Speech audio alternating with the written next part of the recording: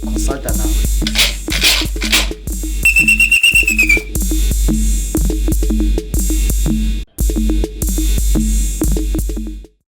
Nizim Africa thokozani sanibonani dumelang option and alone.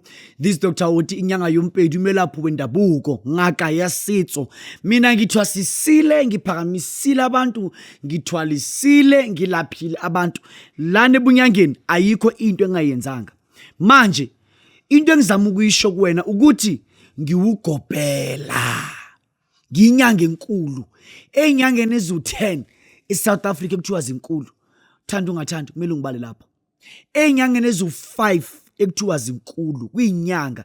Angikhulumi ngamathwasa. Angikhulumi ngeinyanga nyana. Angibulabula ishinyangana ngibulabula inyanga impela. Ngibulabula ime. Makuthiwa inyanga ezinkulu ezo5 eSouth Africa kumele ungicount. Kusuka kuwena ngibeka number 3, ungibeka number 4, ungibeka number 2, ungibeka number 1, but la ku top 5 ngiyavela. Dark blue, inyanga yompedi, umkhuloti, inyanga yezinyanga, ugobela, isangoma, umelaphi wendabuko. Ngiyabulisa, kuyadumedisa. La ukhona emakhosini ndawo shewe. Mamela ngwaniso. Bantu baseThekwini. Uma ufuna ukubona udokotela ukuthi you book. Uma useThekwini ayijiki lento. I-booking fee uyayithumela imali engange 3,000 rand. You book. Uthumela i-booking fee hayi ngephepha. Imali angiyithumela ngephepha. Awuthumeli imali ngephepha. Awuthumeli imali nge-e-wallet. Anginasikhathi imali ayinini mina ngiyokhipha ama-e-wallet. Ebank angiyi. I'm sure ngina something like 5 years ngingazi nokuthi umshini webank wenziwa njani. Yonke into ngiyenza on apps electronically. So uma ufuna udokotela uthi you book. After booking siyahlangana, ngiyafika lapho. Uma kubhuka abantu abawu10, abantu abawu15, abantu abawu20, ngisuke ngiyazi ukuthi ngosuku olosoyeThekwini ngela abantu abangaka ofuna ukuthi nokuthi. Mangise Rustenburg you book.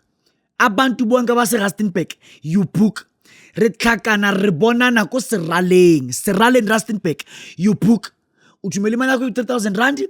Emva kwalokho uDr. Oti uyeza eSeraleng Rustenburg. Mangifika lapho ngizela abantu abawu20, 25, 30 babhukile bonke kanjalo. Egoli uma uza kumina you book. Awuveli nje utheleke uthi uzongibona awuzungithola. Nyanga yompedi umkhuloti ngisebenzela kulezi ndawo zonke Johannesburg, Durban neRustenburg. I have a place in Northwest, Durban and Rustenburg. But in Northwest, Gauteng, KZN, Durban, Rustenburg, Johannesburg. Mamela ngwaneso, itopic yami ithi lento yami yemali ibiza imali engange 3,000 rand. Thatha lento yami yemali ibiza imali engange 3,000 rand. But before ngikhuluma ngalento yami le, ngifuna uyazi ukuthi lento yami uyenza endlini, awuzi kumina. Uthumela imali engange 3,000 la ukhona. Lapho sikhuluma ngabantu abathi mina Dr. Oti ngifuna into engayenza ukuthi ngibe nezimali zemihlola. Imali zemihlola through gambling, through amabank, abantu bangithumele imali bangaziboni, imali zingene kumina, ama transaction angene kumina ngendlela enjalo ngibe nenhlanhla yezimali engiyitholayo nje ngamalaki. I'm talking about imali yamalaki. That's something which I'm trying to say. Leyo nto leyo uma ngikwenzela yona wena kumele ube ne3,000 rand, then I tell you ukuthi wena umusa ekhaya wenza ini ukuthola imali zenhlanhla. Sometimes kwabanye uthola imali phansi, sometimes kuphi through izinto eziningi. Leyo nto mangikwenzela yona imali engange 3,000 rand, imali yomoya, imali engikwenzela yona ibiza imali engange 3,000 rand. Lento uzenza yona ekhaya, ngiyakutshela ukuthi ekhaya wenza njani. Awuze esigodlweni for leyo nto leyo. Ayizukusebenza uma uze esigodlweni ngoba esigodlweni sami ngithwalisa abantu. I repeat, lento ayizukusebenza uma uza esigodlweni. Lento uyenza wena ekhaya. Fine. Nansi indaba.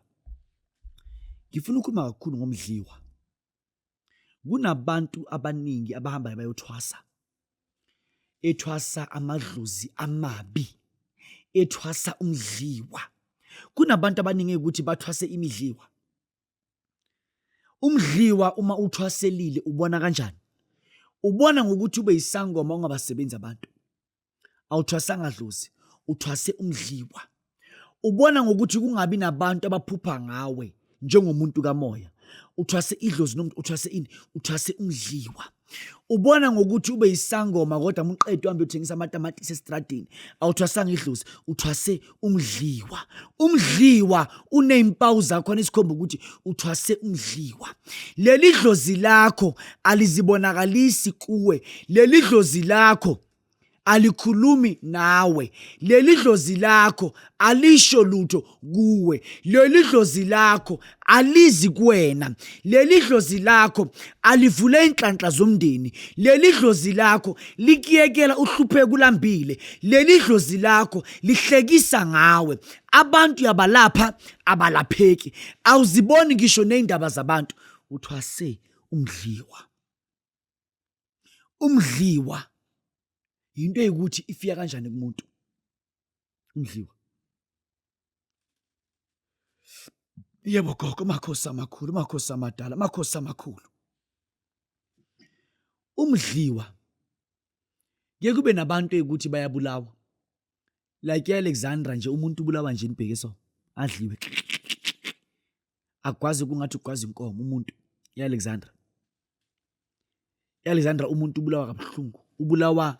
Ubulawa ilanga libalele.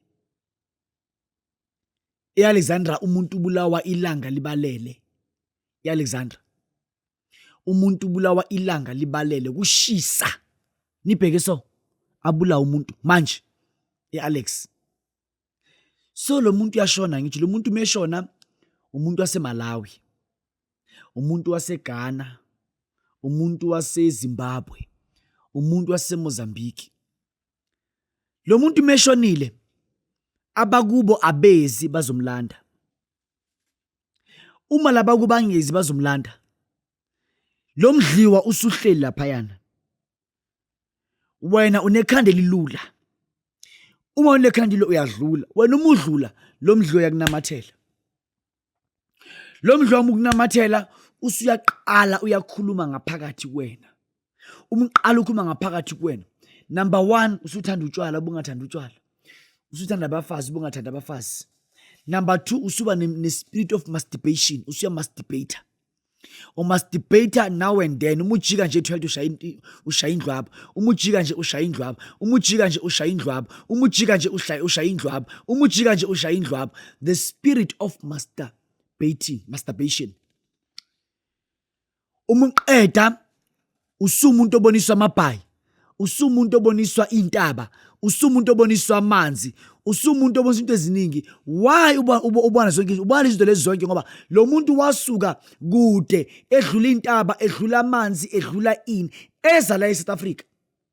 Yiwona mdliwa. Awukho umdliwa ukhuluma iSuthu, awukho futhi umdliwa ukhuluma iSwana, awukho futhi umdliwa ukhuluma English. Umdliwa kusuke kuyidlozi la ngaphandle. Ukuthi mdliwa kuthiwa moya wangaphandle. Abanye abantu akusukuthwasa kuphela, wadlula somewhere umdliwa wakotela kuwe.